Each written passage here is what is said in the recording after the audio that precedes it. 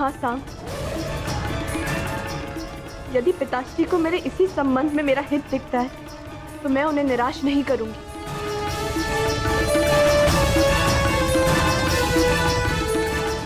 वर चुनने का अधिकार कन्या का होता है लक्ष्मणा, उसके पिता का नहीं लक्ष्मणा। तुम क्या चाहती हो वो अधिक महत्व रखता है। बताओ लक्ष्मणा, तुम क्या चाहती हो? मुझे अपना निर्णय स्पष्ट रूप से बताओ लक्ष्मणा, क्योंकि मेरे लिए कुछ महत्व रखता है तो वो ये है कि मैं तुमसे प्रेम करता हूँ। मैं जानना चाहता हूँ लक्ष्मणा, तुम भी मुझसे उतना ही प्रेम करती हो या नहीं? मैंने अपना निर्णय दे दिया है साम। जिस पिता ने मुझे जीवन दिया, यदि वही मेरा जीवन साथी चुने तो मुझे उसमें कोई बुराई नहीं दिखती। मैं कुमार उत्तर से ही विवाह करूंगी। साम, फिर कभी मुझसे भेंट करने का प्रयास मत करना।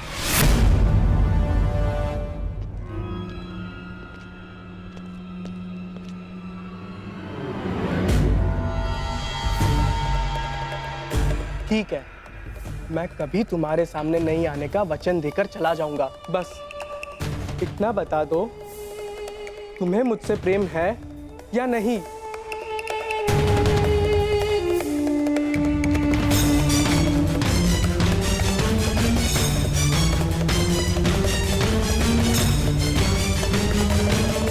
उत्तर दो लक्ष्मणा, उत्तर दो।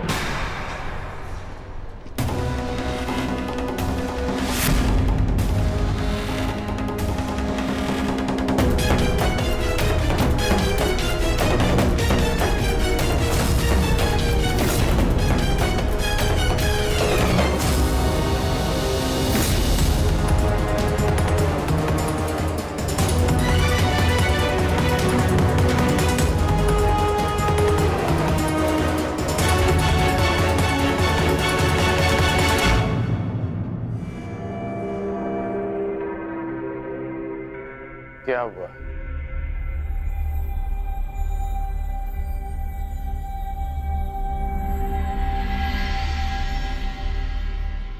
तुम सब के साथ प्रसन्न नहीं रह पाओगी।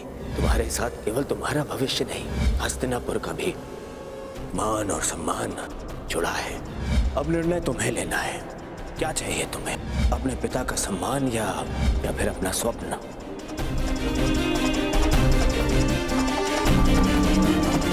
मैं ठीक हूँ काकाश्री।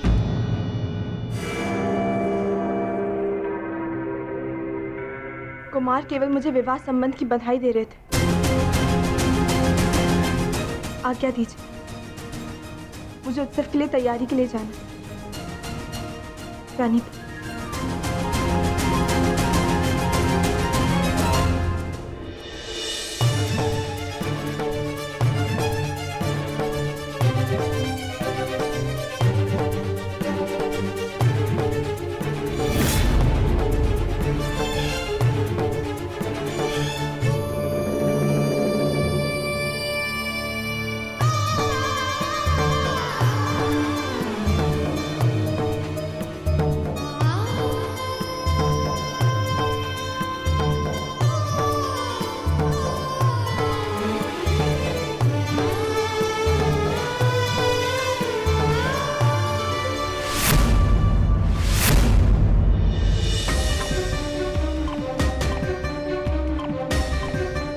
क्या हुआ साम?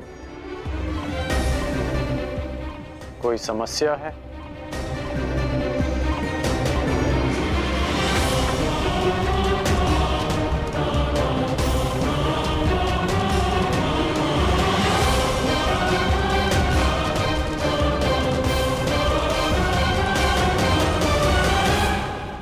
साम,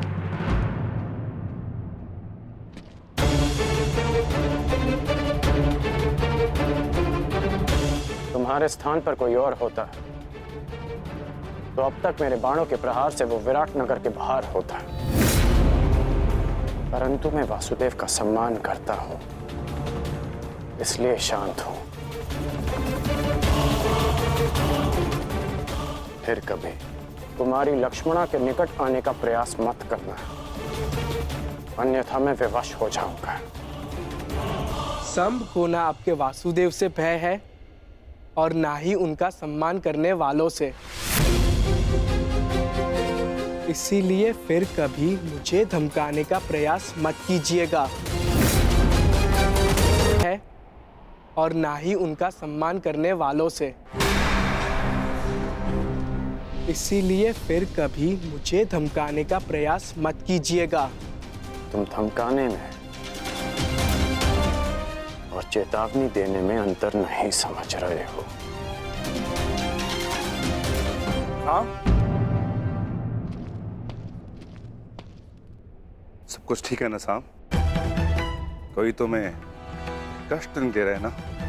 नहीं भीम काका, मुझे कोई कष्ट नहीं दे रहा। आज्ञा दीजिए। प्रणिपात।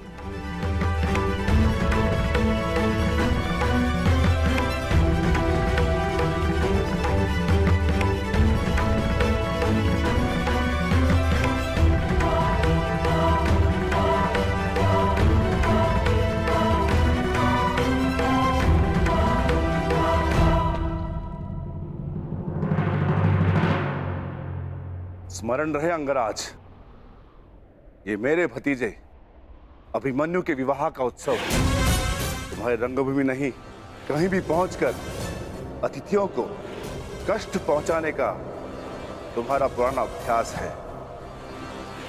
यहां कोई भी विकट स्थिति खड़ी मत करना।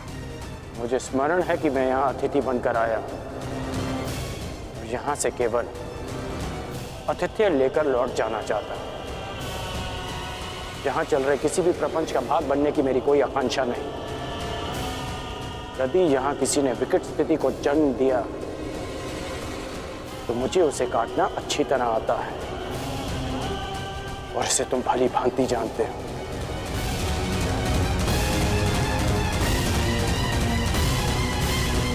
अरे, आप दोनों अभी तक यहीं हैं? चलिए, उत्तरा का बस अलंकरण समारोह आरंभ होने जा रहा है। आइए।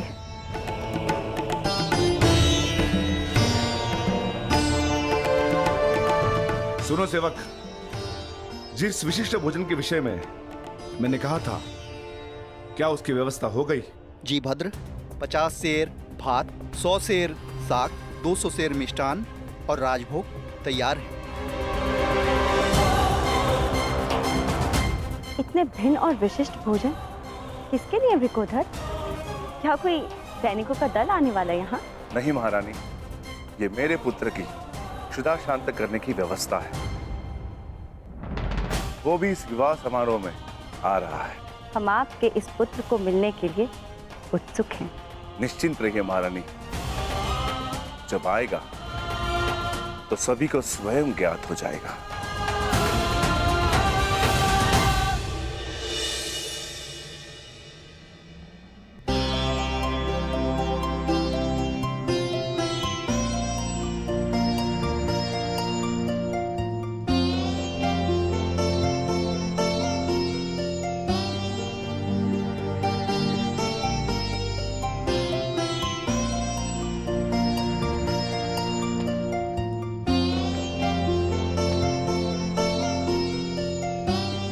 और अब जो तुम्हें आशीर्वाद देने वाले हैं वो ये हस्तिनापुर के पर्यायवाची हैं।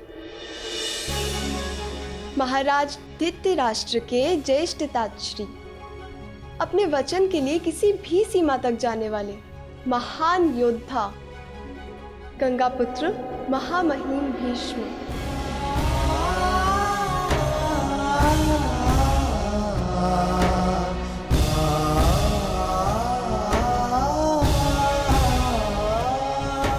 हाँ पुत्री, तुम इनसे जो आशीर्वाद मांगना चाहती हो मांग सकती हो। गंगा पुत्र अपनी नई पीढ़ी की प्रथम वधू को मनचाहा आशीर्वाद देंगे। प्रपितामह, मैं आप जितनी बुद्धिमान नहीं हूँ, परंतु जो कुछ घटित होते देखा है उसके आधार पर संभावना अवश्य है कि आने वाले समय में एक भयानक युद्ध होगा।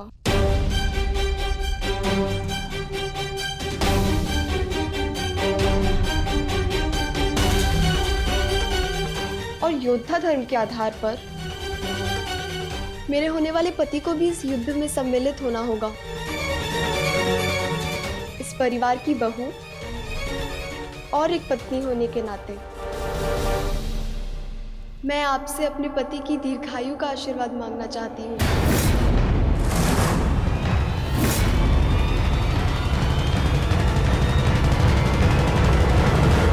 अरे अरे अरे रुकिए पितामह।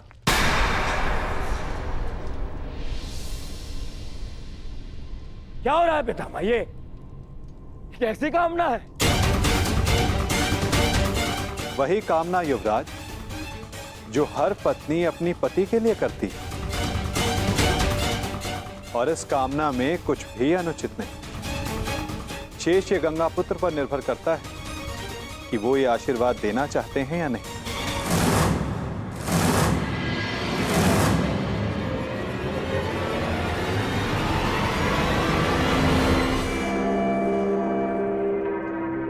पुत्री उत्तरा, मैं तुम्हें वचन देता हूं कि जब तक रणभूमि में ये गंगा पुत्र खड़ा रहेगा तब तक तुम्हारा सौभाग्य और तुम्हारा सुहाग दोनों पर कोई आंच नहीं आएगी।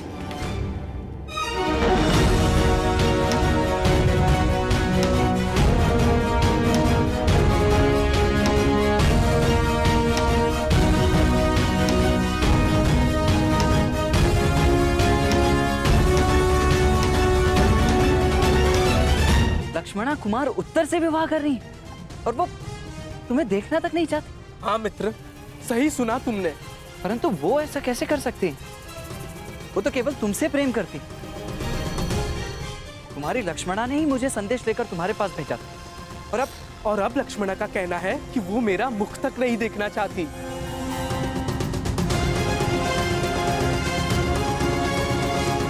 परंतु उसके कहने का तात्पर्य ये नहीं था।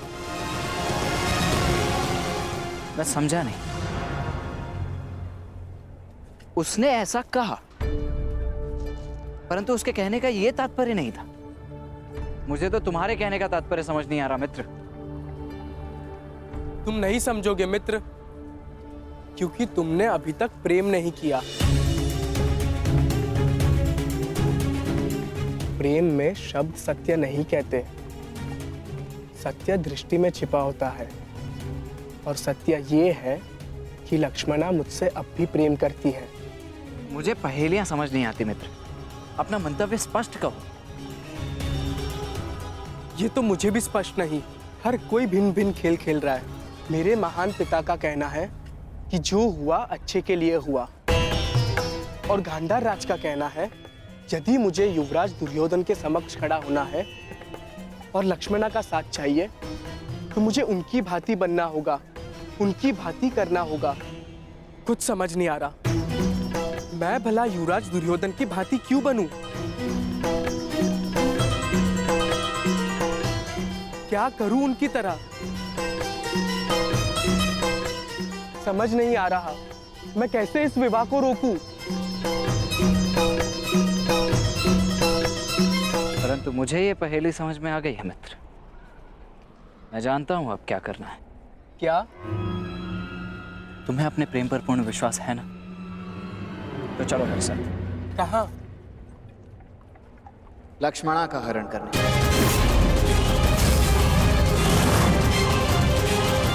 परंतु मैं तो लक्ष्मणा से प्रेम।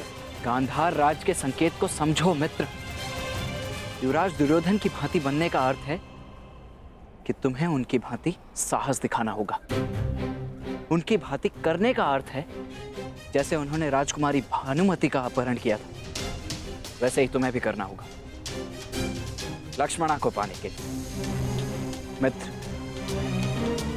लक्ष्मणा निश्चित रूप से तुमसे अभी भी प्रेम करती है। वो निश्चित रूप से अपने पिता के विरुद्ध नहीं जा सकती, परंतु तुम जा सकते हो। ये सोचने का समय नहीं है मित्र। अपने हृदय की सुनो मित्र। अपने हृदय की सुनो। हमें सबसे पहले लक्ष्मणा को इन सब आयोजनों से दूर रखना होगा, ताकि उसे यहाँ से दूर ले जाने के लिए हमें अधिक समय मिल सके। तुम समझ रहे हो ना मित्र साम? तुम सही कह रहे हो मित्र। मैं अपने प्रेम का बलिदान नहीं दूंगा और ना ही लक्ष्मणा को इतना बड़ा बलिदान देने दूंगा। आज पहली बार अपने पिता के पद पर चलेगा साम। हरण करेगा साम, हरण करेगा साम। वचन देता हूं कि जब तक रणभूमि में ये गंगा पुत्र खड़ा रहेगा, तब तक तुम्हारा सौभाग्य और तुम्हारा सुहाग दोनों पर कोई आंच नहीं आएगी। परंतु आपके पश्चात कदाचित तुम्हें यह ज्ञात नहीं कि मुझे इच्छा मृत्यु का वरदान प्राप्त है। फिर भी तुम्हारा संशय मिटाने के लिए मैं वचन देता हूं कि तुम्हारा पति अभिमन्यु सुरक्षित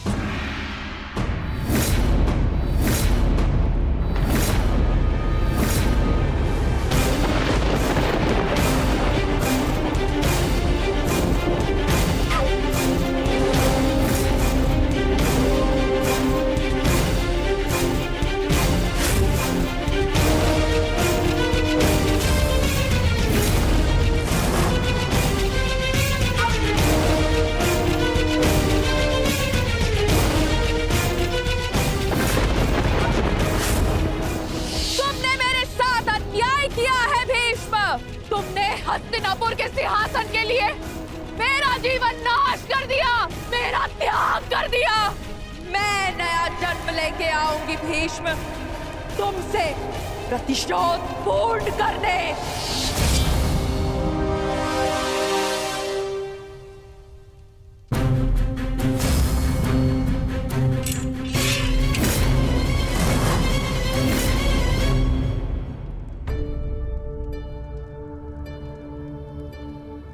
बहुत व्यस्त हो लक्ष्मणा? अभी से ही अपने विवाह की तैयारियां प्रारंभ कर दी?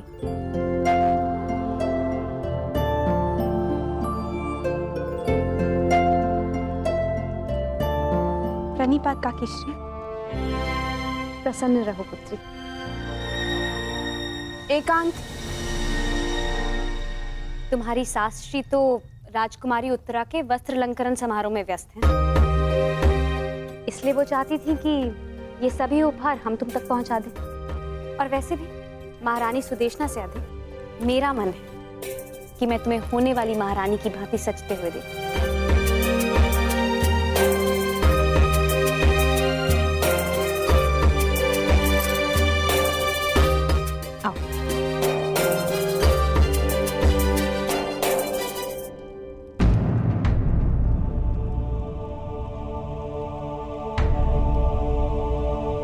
इस पुष्प जैसे कोमल मुख पर ये उदासी की परछाई क्यों? सब ठीक तो है ना लक्ष्मणा? तुम कुशल तो हो? मैं तो ठीक हूँ काकीश्री, परंतु आप इतनी क्षमाशील कैसे हो सकती है?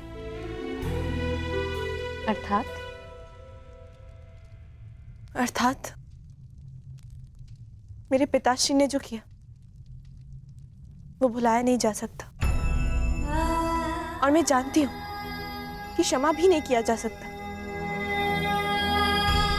परंतु ये जानते हुए कि मैं उन्हीं की पुत्री हूं, आप मुझसे इतना स्नेह कर रही हैं। मैं कुरुवंश की वधू हूं लक्ष्मणा, और कुरुवंश की पुत्री से स्नेह करना मेरा कर्तव्य है।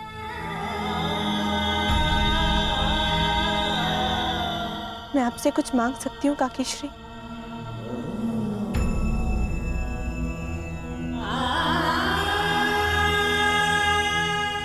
ये निर्णय तो मांग सुनकर ही ले पाऊंगी पुत्री। बिना सोचे समझे वचन देने की पीड़ा बहुत अनुभव कर चुकी हूँ।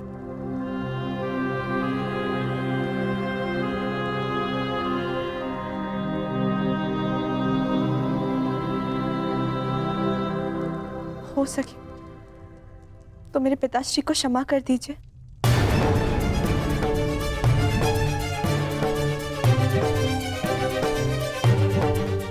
उनकी ओर से मैं आपसे क्षमा चाहती हूँ।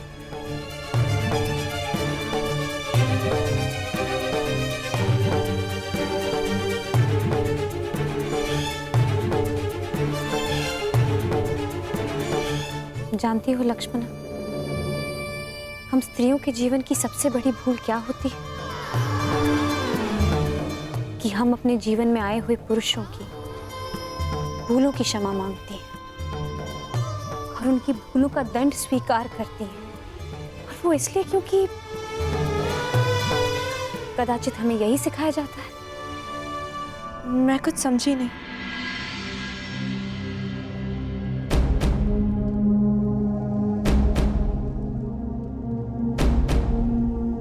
बस इतना समझ लो कि उस अधर्म के लिए क्षमा मत मांगो जो अधर्म तुमने किया नहीं, और ना ही उस भूल के लिए दंड भुगतना स्वीकार करो जो भूल तुमने की नहीं। सदा अपने हृदय की सुनो।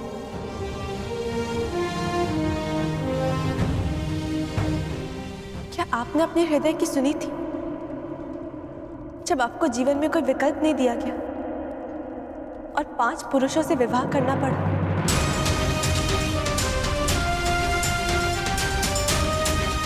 विकल्प था, परंतु मैंने उस स्थिति से बाहर निकलना उचित नहीं समझा। मैंने अपने हृदय की सुनी और सबके कल्याण के लिए मैंने 5 पुरुषों से विवाह करने का निर्णय लिया।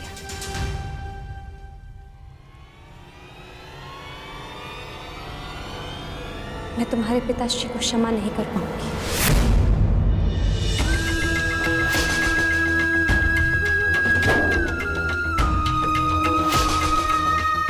परंतु तुम्हें एक सीख दूंगी। सदा अपने हृदय की बात सुनो और अपने निर्णय का सम्मान करना।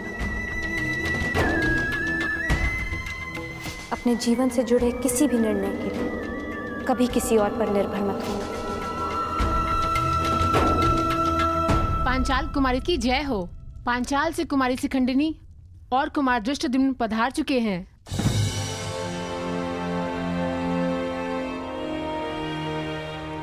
नव विवाहित युगल को पंचाल राज्य की ओर से हार्दिक बधाई।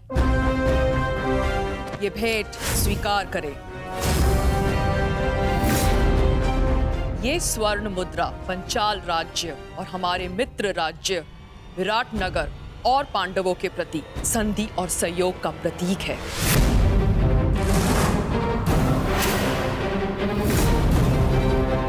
इसे आप स्वीकार करें।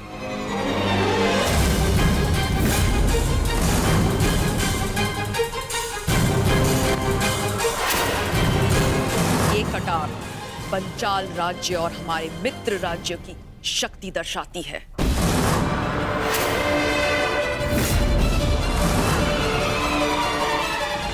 हम पंचाल राज्य और हमारे मित्र राज्य की सेना का एक बड़ा भाग आपको भेंट करते हैं।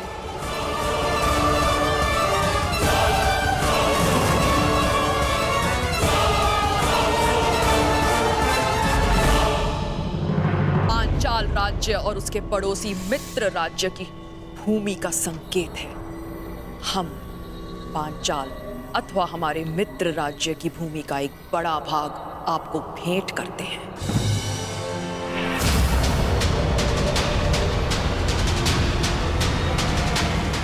ये क्या हो रहा है? ये क्या हो रहा है? ये क्या हो रहा है? क्या हो रहा है ये? बंद करो, बंद करो ये स्वांग, बंद करो ये स्वांग।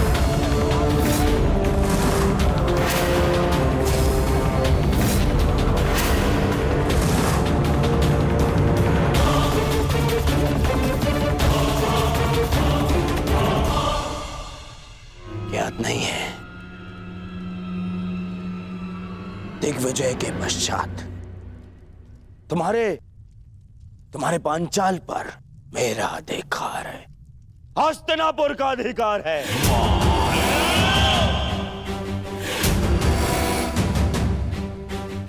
और इस भांति ये भेंट देना हमारे अधिकार के लिए चुनौती है।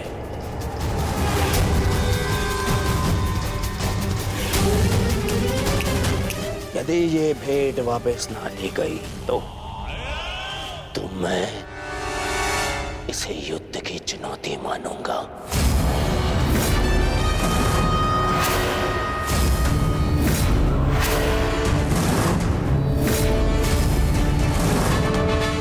युद्ध की चुनौती, न्यायानाम् अधिकाराणां प्राप्त्यर्थं साम्राज्यार्थं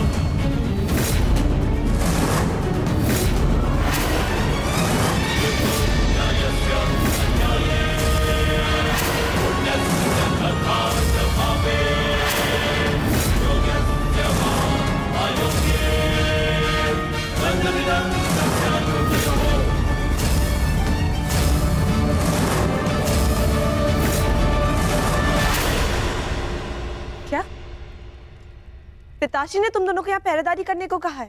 जी राजकुमारी, युवराज का निर्देश है हम आपकी रक्षा के लिए यहाँ प्रस्तुत रहें।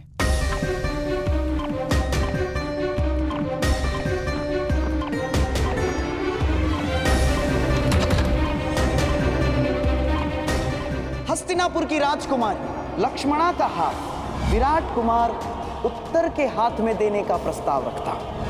तुम सबके साथ प्रसन्न नहीं रह पाओगी। अब निर्णय तुम्हें लेना है, अपने पिता का सम्मान या फिर अपना स्वप्न।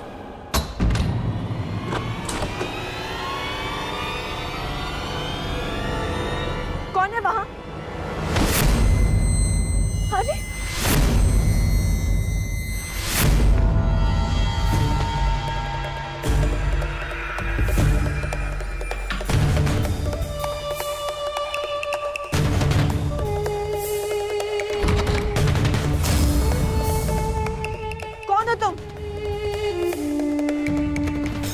रुको, मेरे बाद पीछे आ जाओ। तुम ऐसे नहीं मानोगे ना?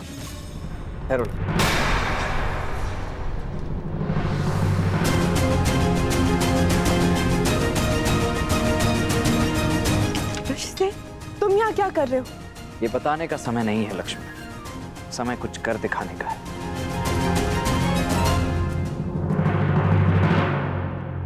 ठहरिए वीरों, विवाह के शुभ अवसर को रक्त रंजित मत कीजिए। आप दोनों ही मेरे होने वाले समधी हैं। मैं आपसे विनती करता हूं, कृपया शांत हो जाइए। विराट राज उचित कह रहे हैं दुर्योधन। तुम सभी अपने अपने शस्त्र नीचे करो। ये पहले सोचना था पितामह, पहले सोचना चाहिए था।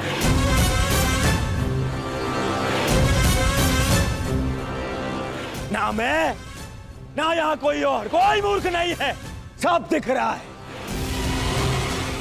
कैसे ये विवाह भेंट के नाम पे क्या कुचक्र चल रहा है, यहां सब दिखाई दे रहा है।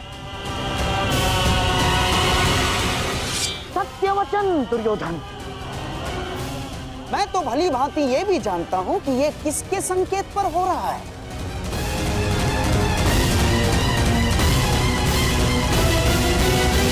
भांति ये भी जानता हूं कि ये किसके संकेत पर हो रहा है।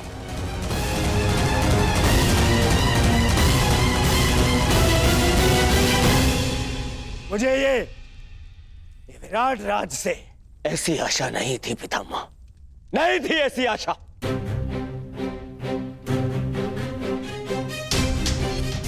मैंने यहां आखिर भी तक पैर बुलाकर आपको समधी बनाने का प्रस्ताव रखा और आपने हस्तिनापुर को ही अपमानित किया। यदि आपकी पुत्री का विवाह इस अर्जुन के पुत्र से हो रहा है तो मेरी पुत्री का विवाह भी आपके पुत्र से हो रहा है। फिर इनका सम्मान और हमारा अपमान है, ऐसा क्यों विराट राज? क्यों ऐसा? यदि आपको ऐसा अनुभव हो रहा है तो मैं आपसे क्षमा चाहता हूं कुमार दुर्योधन, परंतु सत्य में मुझे समझ में नहीं आ रहा मैंने किस प्रकार आपका अपमान किया। महाश्री, मैं आपको समझाता हूं विराट राज। यहाँ आपकी पुत्री और जामाता के विवाह पर उपहार नहीं दिए जा रहे हैं ना, बल्कि शक्ति का प्रदर्शन करके हमें नीचा दिखाया जा रहा है। नीचा, बताइए क्या यह अपमान नहीं है?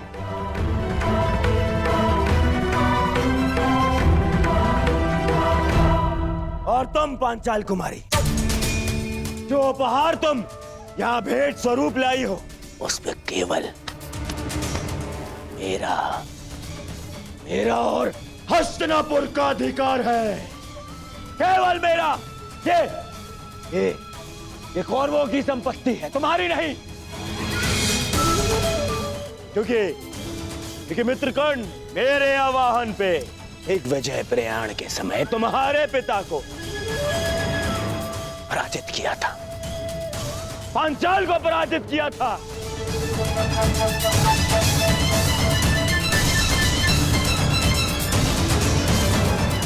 तब से पांचाल की समस्त संपत्ति, ये भूमि, तुम्हारी सेना, सब मेरी है, सब मेरी है।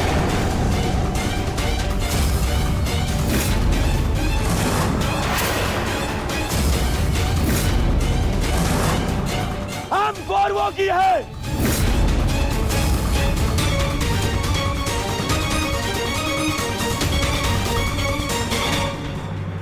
जो मैं आज करने आया हूं उसके लिए यह जानना अति आवश्यक है कि तुम कुमार साम से प्रेम करती हो या राजकुमार उत्तर से विवाह करना चाहती हो।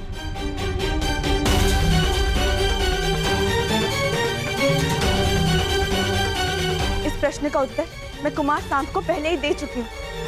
मुझे इस विषय में कोई बात नहीं करनी। मैं तुमसे विनती करती हूँ वृषसेन, चले जाओ यहाँ से। मुझे समारोह के लिए तैयार होना है। कहाँ? उस विवाह के लिए जिसके लिए ना तुम्हारा हृदय और ना ही तुम्हारी आत्मा अनुमति देती है। और ऐसा किसने कहा तुम्हें? सांब ने कहा। तुम्हारी ये कहने के पश्चात भी कि तुम उसका मुख तक नहीं देखना चाहती, तो तुम्हारे हृदय की बात समझ गया कि तुम्हारे मन में आज भी वही है। उसके अतिरिक्त तुम किसी और को अपना पति स्वीकार नहीं कर सकती।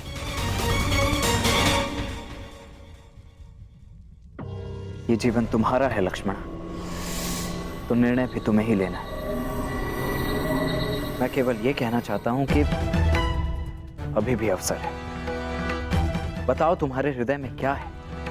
क्या तुम साम से प्रेम करती हो? उससे विवाह करना चाहती हो?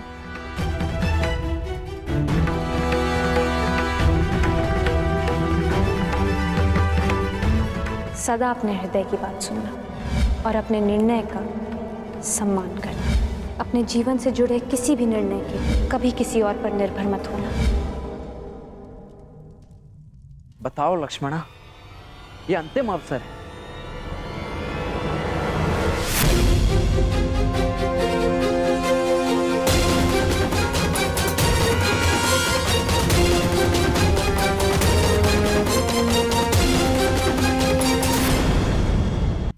क्या तुम साम से प्रेम करती हो?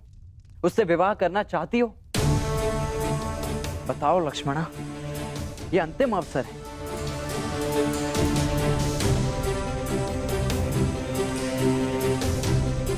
मुझे मेरा उत्तर मिल गया।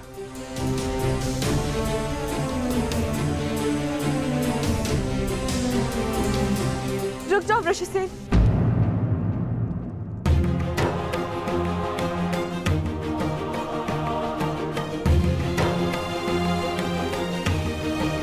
सांप ने बिल्कुल ठीक कहा वृषसेन। मैं केवल उन्हीं से विवाह करना चाहती, केवल उन्हीं के साथ अपना जीवन व्यतीत करना चाहती। परंतु जब वो मेरी मनोदशा समझ ही गए थे तो मुझे छोड़ के गए ही क्यों? बाहर देखो।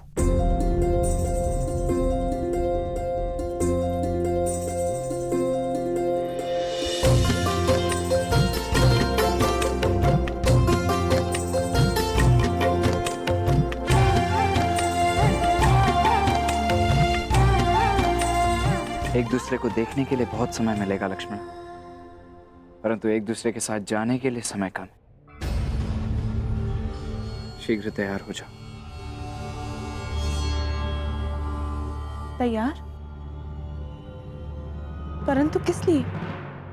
अब इसका निर्णय मैं लूंगा कि किसको क्या मिलेगा। आपने मेरे पिता को पराजित किया था कुरु कुमार, मुझे नहीं। छल किया गया था मेरे साथ। ब्रह्मास्त्र ये प्रतिद्वंद्वी के सबसे बड़े शत्रु का भय उसके समक्ष उत्पन्न कर देता है।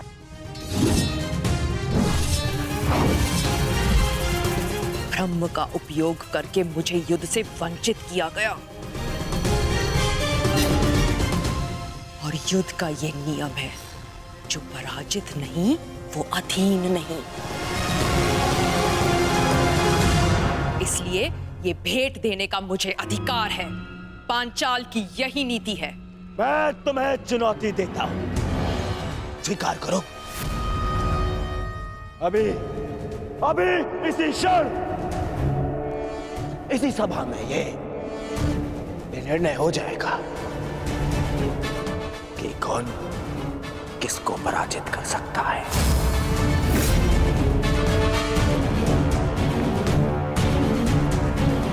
न्यायानाम् अधिकाराणाम् प्राप्त्यर्थम् साम्राज्यर्थम्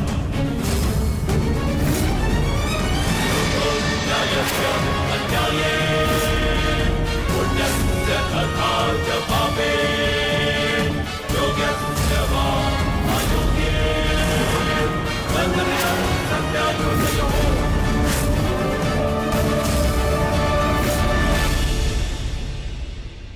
मैंने तुम्हें पहले ही चेतावनी दी थी अंगराज, विवाह के समारोह में कोई भी विकट परिस्थिति उत्पन्न हुई तो उसका परिणाम भी विकट ही होगा। मैंने भी चेताया था, मैं यहाँ केवल अतिथि बनकर आया हूँ, परंतु परिस्थिति उत्पन्न हुई तो उत्तर अवश्य मिलेगा।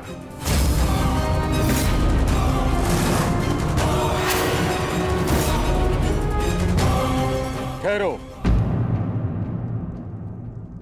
यहां कोई युद्ध नहीं होगा। मत भूलो कि ये अभिमन्यु का विवाह है। भीम, अर्जुन, कम से कम तुमसे मुझे ये आशा नहीं थी।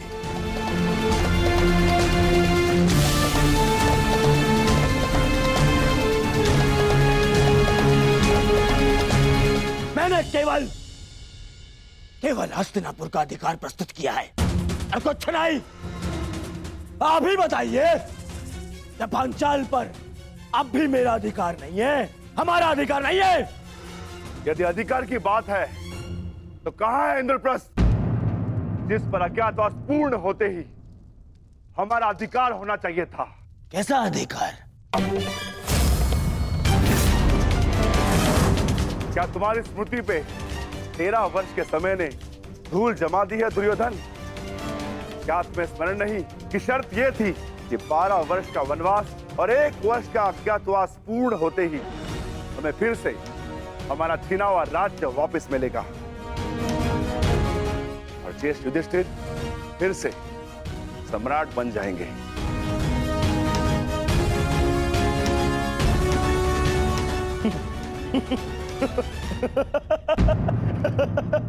मामा जी, आपने सुना विक्रोधर भीम ने क्या कहा है? अधिकार। मेरी स्मृति पर कोई धूल नहीं जमी है विक्रोधर, परंतु तुम्हारी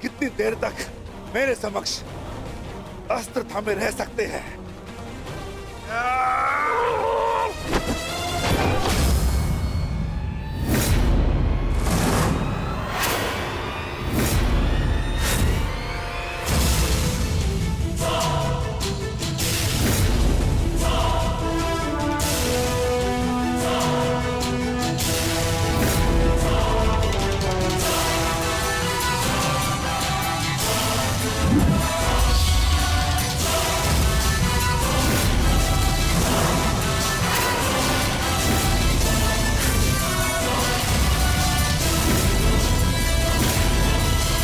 जानता था मैं तू कट्टर धनुर्धर है। अवसर पाते ही दूर जाकर प्रहार करेगा। वीरों की भांति सामने खड़े होकर युद्ध करने का ना तुम्हें साहस है ना ही बल।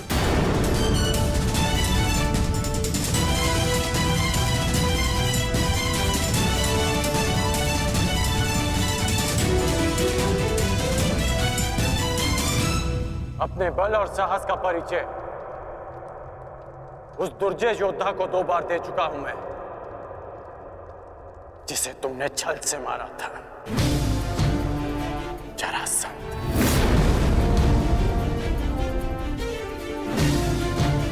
क्यों ना आज तुम्हें भी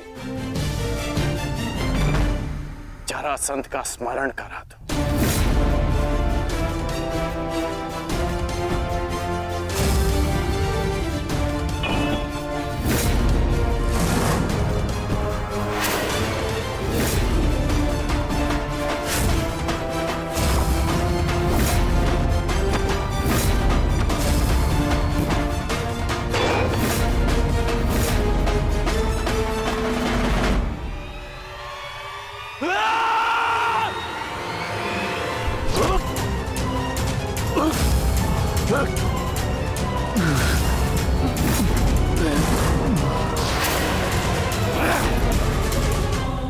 मेरी भतीजी से अपना हाथ दूर हटा छलिया पुत्र। मैं तुझे अंतिम चेतावनी देता हूं, लक्ष्मणा का हाथ छोड़ दे।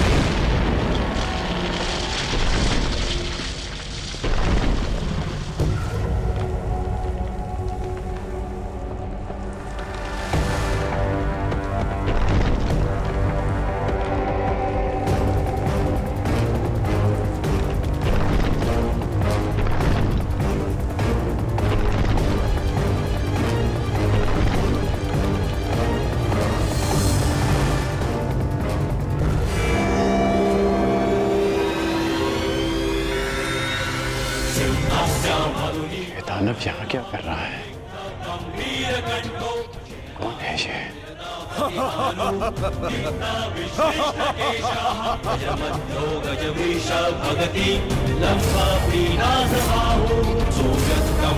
राक्षसी जो लोकवीरस्य पुत्रः।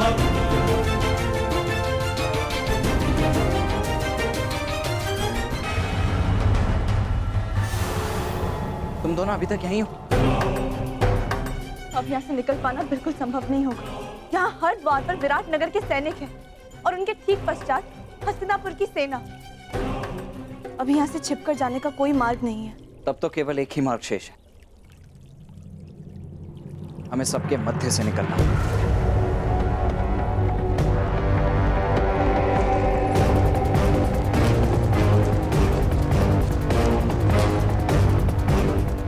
ये कौन है? जो भी हो, वरदान इस समय हमारे लिए है। सब इसमें व्यस्त है। रुको मत, चलती रहो।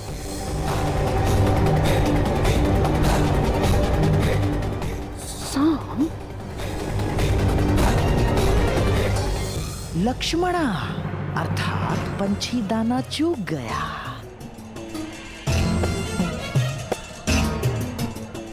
तुम्हारे पिता को कितना गर्व होगा साम, महान वासुदेव का महान पुत्र कितने महान प्रयोजन को लाक्षित कर रहा है। बस शीघ्रता से निकलना मूर्ख। तुम ना इस सभा में आमंत्रित हो और ना ही युद्ध में तुम्हारा आवाहन किया गया है। तुम हमारे मध्य आने वाले मूर्ख कौन हो? कौन तुम?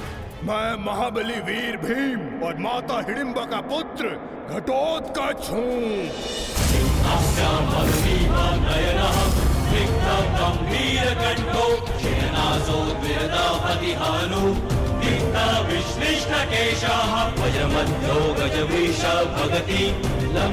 स्वागत है घटोत्कच, मायावी घटोत्कच।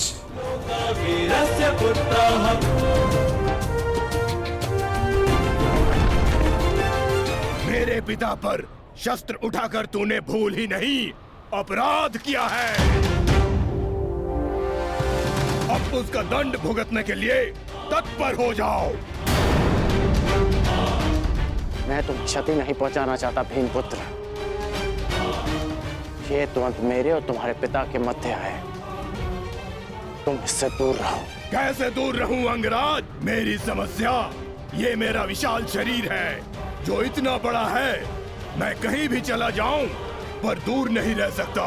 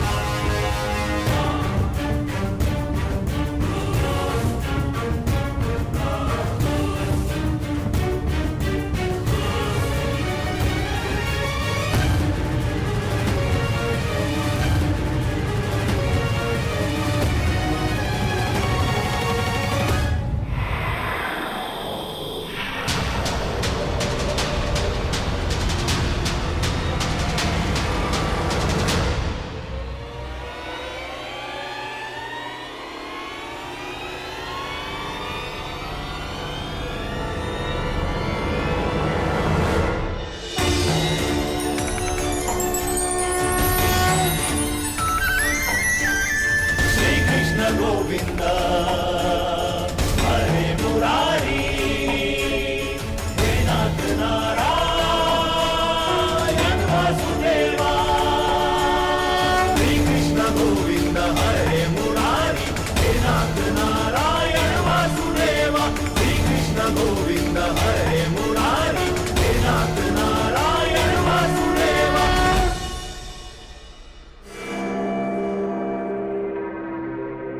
अपना परिचय देकर स्वयं का परिचय भूल गए घटोत्कच? तुम भीम के पुत्र हो, एक पांडव पुत्र हो, जो अपनों से बड़ों की उपस्थिति में शस्त्र क्या दृष्टि तक नहीं उठाकर देखते।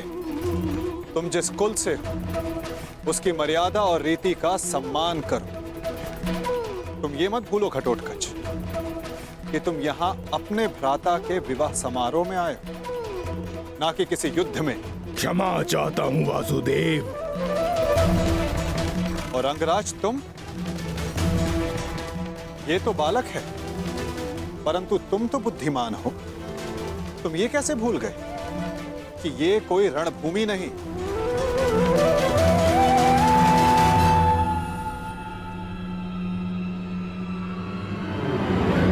और आप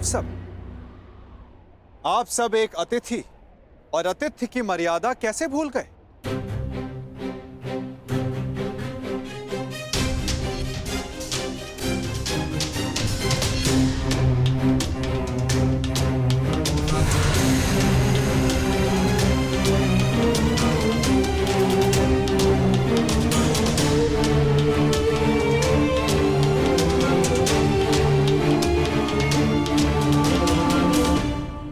प्रणिपात पिताश्री। आयुष्मान भव पुत्र। स्वागत है पुत्र, तुम्हें देखकर प्रसन्नता हुई।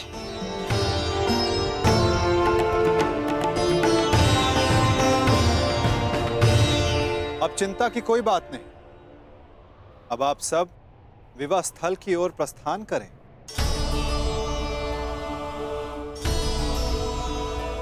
आओ पुत्र।